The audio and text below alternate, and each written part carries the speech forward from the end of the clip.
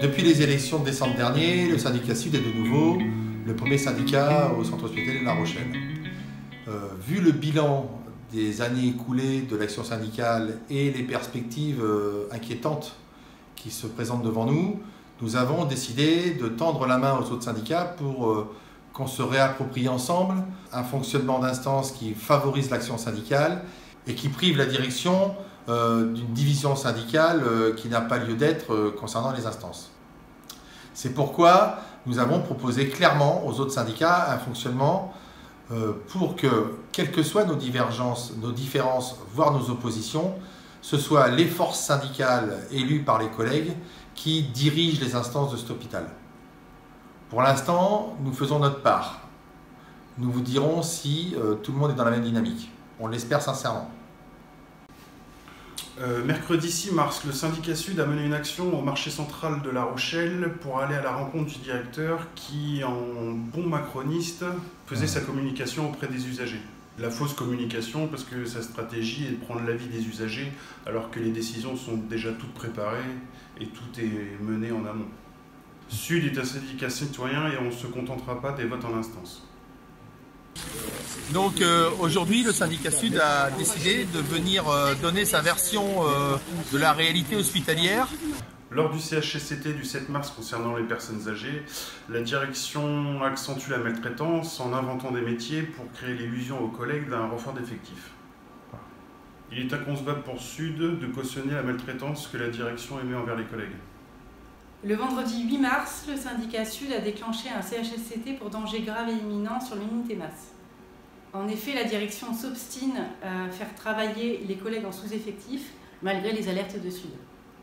Pourtant, depuis 2014, le CHSCT s'est opposé aux conditions de travail imposées par la direction.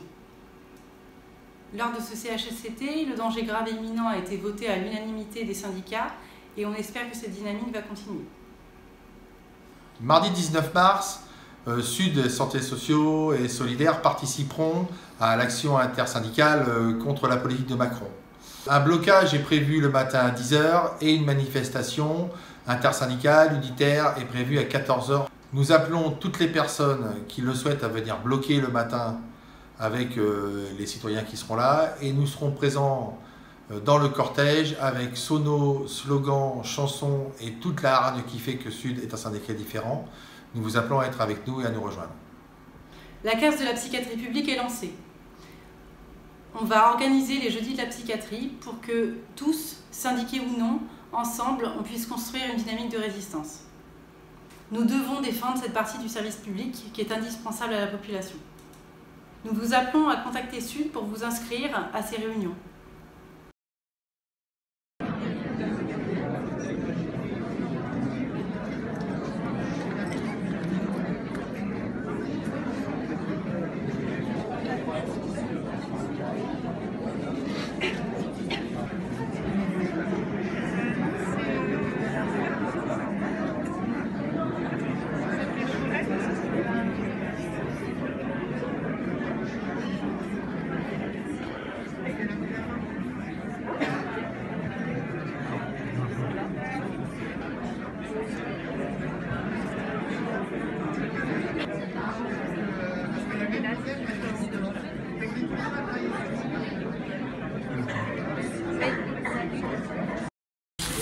Donc aujourd'hui, le syndicat Sud a décidé de venir donner sa version de la réalité hospitalière dans le cadre d'une opération organisée par la direction des hôpitaux de La Rochelle, Rochefort et établissements annexes, qui est en fait une action de communication qui tourne le dos à la réalité hospitalière.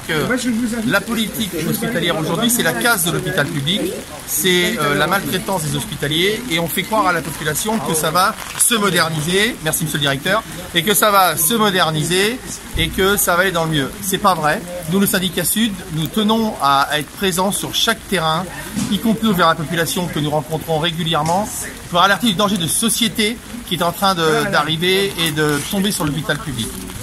Il faut que les gens sachent qu'on ne se laissera ni impressionner par un parapluie ou par de la pluie, ni par des directeurs ou des élèves directeurs, et que nous serons là à chaque fois qu'il faudra lutter pour défendre le service public hospitalier.